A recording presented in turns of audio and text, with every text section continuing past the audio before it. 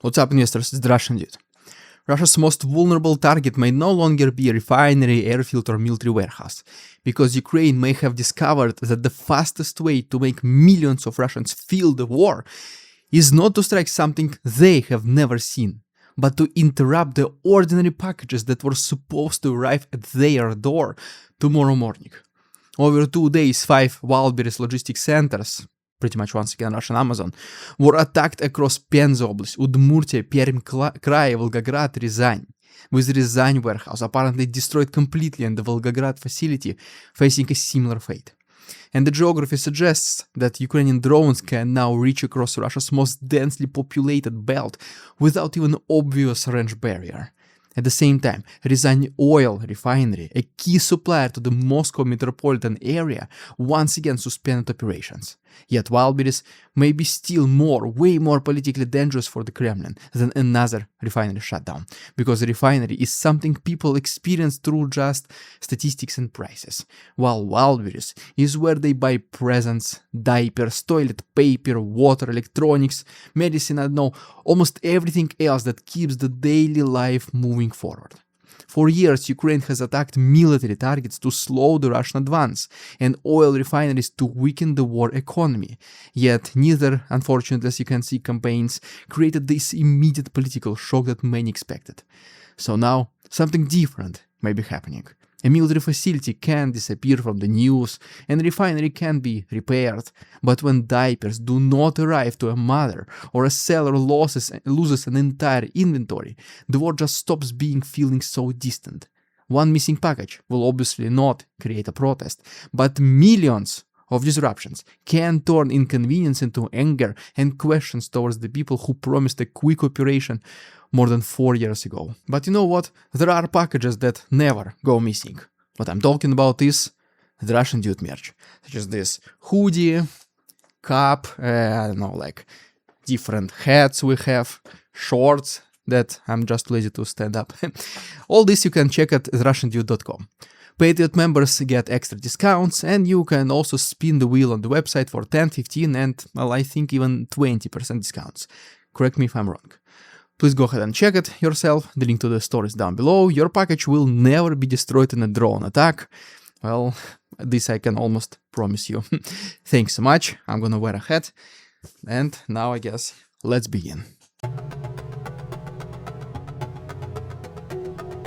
The most important fact is not that one warehouse burned in Ryazan or that another was badly damaged in Volgograd, but that 5 logistics centers were reportedly hit within 2 days across Penza Oblast, Udmurtia, Perm Krai, Volgograd, and Ryazan. This is no longer a story about one unlucky building near the border or one drone slipping through by accident, because the pattern reaches into the commercial core of European Russia. And every logistics manager, seller, governor, and customer now has to assume that the next facility could be theirs, that the next order may never arrive. A nationwide logistics system depends on predictability, because warehouses, sorting centers, and pickup points must work together without interruption. Wildberries is a synchronized network in which one regional delay can force rerouting across hundreds of kilometers, raise seller costs, and push customers towards competitors. Once every warehouse now becomes a possible target, and, well, once again, now it is, the company must spend more on security, insurance, and compensation without knowing whether any of this will be enough or whether they were even needed. The renewed shutdown of the Ryazan oil refinery makes the pressure even more expensive, because trucks need fuel, longer routes consume more of it, and emergency deliveries require additional vehicles precisely when the government may already be spending money to stabilize the fuel market. The damage, therefore, cannot be measured only in burned buildings, because the larger cost comes from forcing the economy to protect, repair, and insure several connected systems at once. Sure, officials can restore one facility or move goods elsewhere, show it on the television during most propagandistic hours, but the deeper message is that the state cannot guarantee the safety of strategic infrastructure even inside Russia's densely populated interior. That affects every company with a factory, oil depot, or large inventory position. And once businesses spend less on expansion and more on survival, today's fire becomes tomorrow's missing investment. The images from Ryazan and Volgograd are surely dramatic, but the quieter consequence is that every executive must imagine the same thing happening to their own facility. Which brings us to why exactly Wildberries was even worth fighting over in the first place. A new chapter, new head, let me know which one you like more. This might seem simple, but there is more to it because Wildberries was never important only as an online store or because of normal accounting profits. Until recently, it sat at the center of a struggle between networks connected to Ramzan Kadyrov and Suleiman Kerimov. And the confrontation became so open that people lost their lives in central Moscow during so-called 90s style negotiations over control. You know exactly what happened. Very few Russian assets have been contested so publicly, which tells us Wildberries has become infrastructure with political value and energy and strength and power. And the reason, as always, is control. Because a company reaching customers from Moscow to remote settlements somewhere in Siberia controls access to one of the country's largest consumer audiences. Wildberries has been described as controlling nearly half of Russia's non-food retail market, and whoever controls a network of that massive scale can promote products, financial services, platforms, and commercial partners. Like owning half of country's roads, the value comes from controlling the route, influencing suppliers, collecting data, and shaping commerce. Its importance increased after 2022, when sanctions and the withdrawal of foreign companies threatened shortages, price spikes, and broken supply chains. Products that once arrived by truck, rail, and sea containers began arriving in smaller batches through tens of thousands of entrepreneurs, using their luggage, backpacks, indirect routes, grey market arrangements, all this kind of stuff. These businesses were flexible and often reduced costs by operating in legal and tax grey zones, but none of that would have mattered without a nationwide platform connecting them to customers. An entrepreneur could, sure, bring an iPhone from Dubai, even before it goes on sale in the rest of Europe. But without a marketplace and logistics network, that phone would remain private inventory instead of becoming available to somebody thousands of kilometers away. This combination of small business improvisation and corporate scale logistics became one of the hidden reasons Russia absorbed the first consumer shock better than many expected. The state claimed sanctions had failed, but much of the adjustment was carried by private traders and marketplaces connecting unofficial imports to ordinary consumers. Wildberries became strategically important to the consumer economy in much the same way oil remained important to state revenue, because one system brought money into the country while the other preserved the appearance of normal life inside it.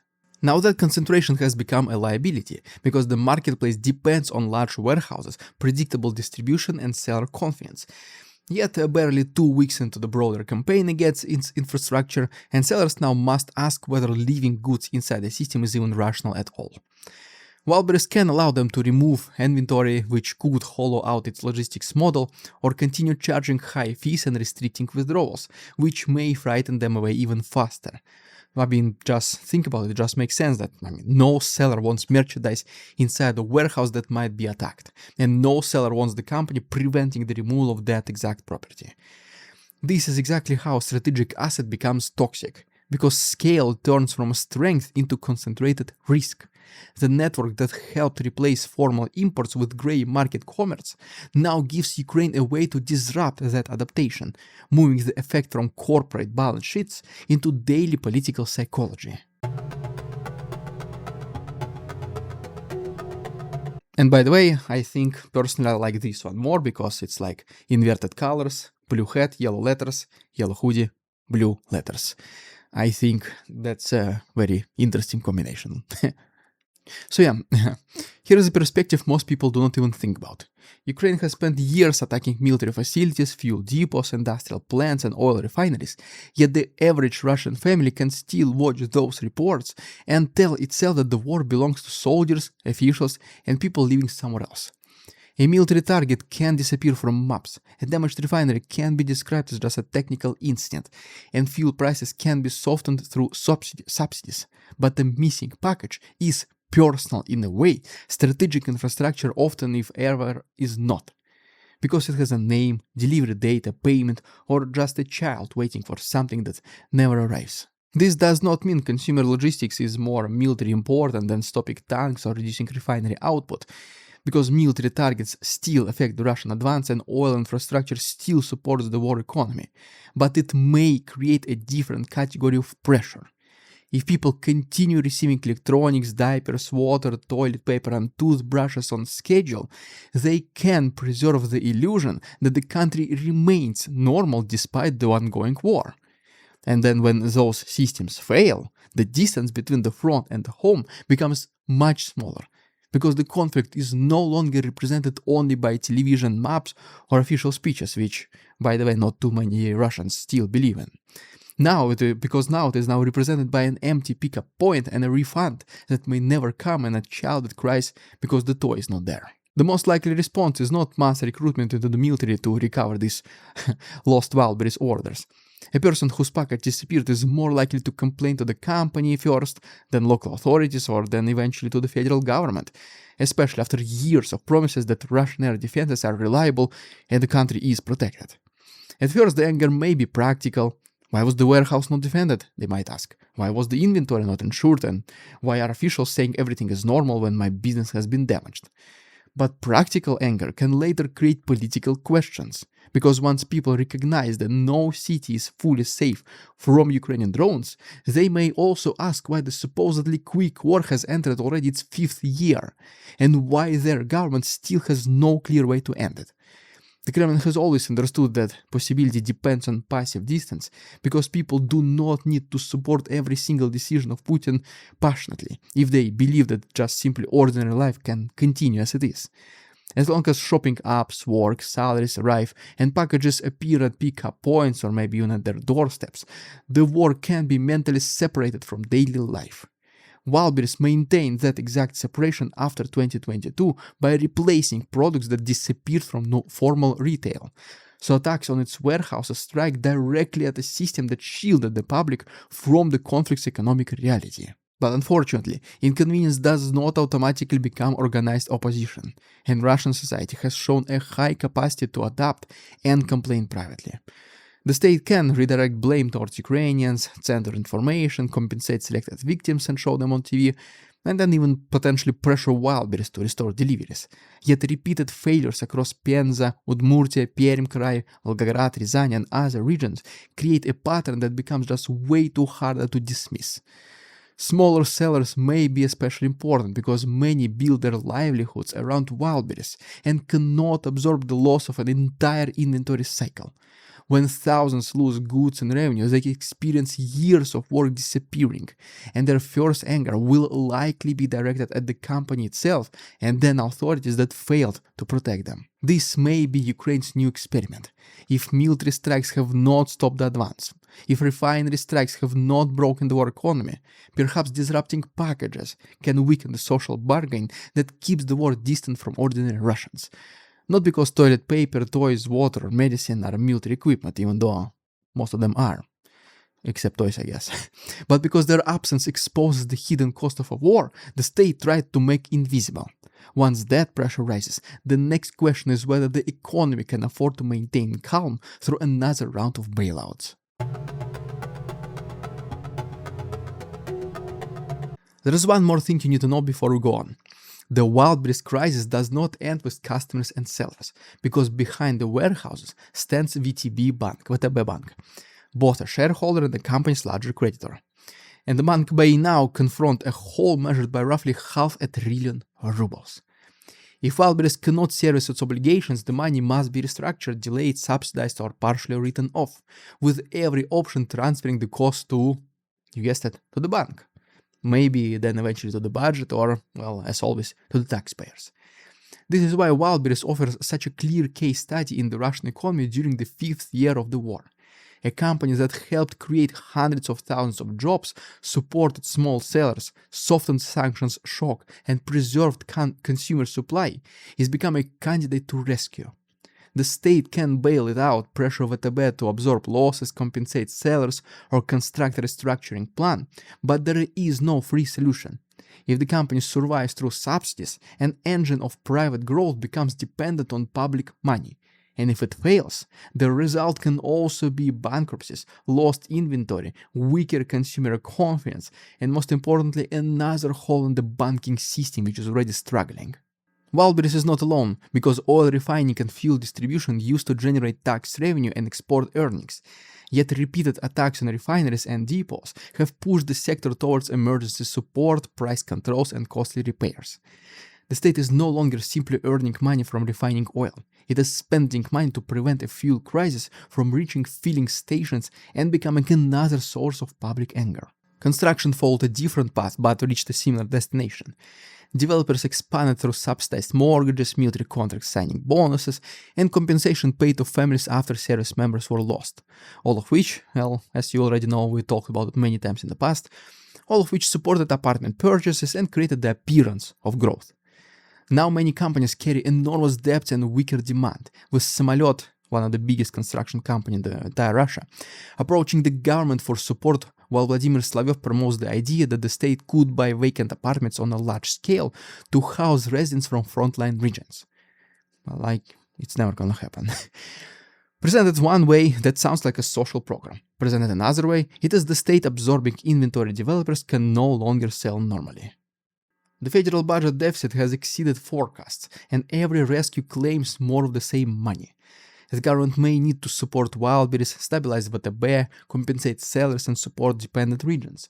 None is fatal alone, because Russia still has export income and state banks, but all are appearing at once.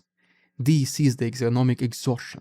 Industry that once contributed to the budget become recipients of aid, while every rescue consumes money, labor, and political capital. Under normal conditions, one lost warehouse would be manageable. After more than 4 years of distortions, it can push seller, company, regional budget, or creditor into insolvency. The state can rescue almost anyone, but well, not everyone is forever. Because there is no such thing as infinite money glitches, some Russian propagandists apparently might think. Let's talk about this so-called arithmetic of attrition in our last chapter.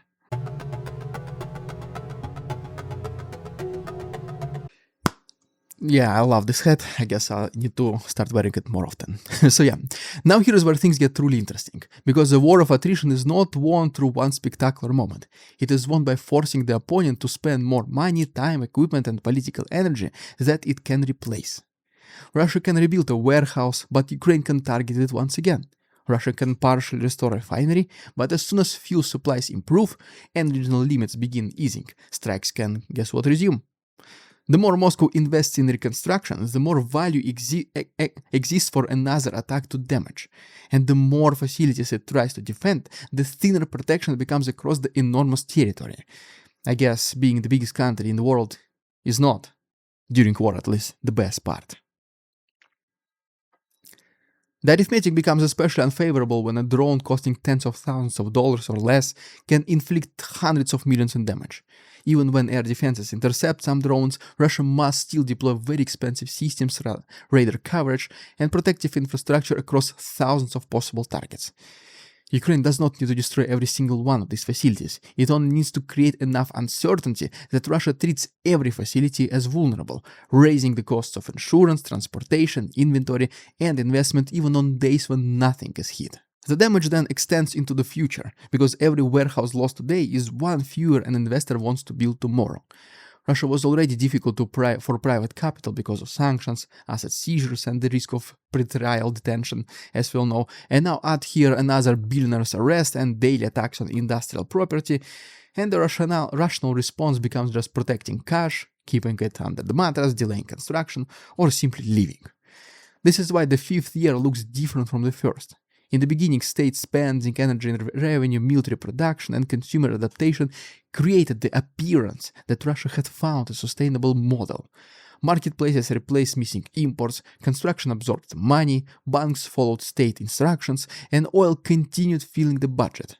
Now, many of those systems require support, while attacks have shifted from sporadic incidents to a systematic campaign across entire Russian territory. The Kremlin's strategic mistake becomes clearer when we remember the previous year.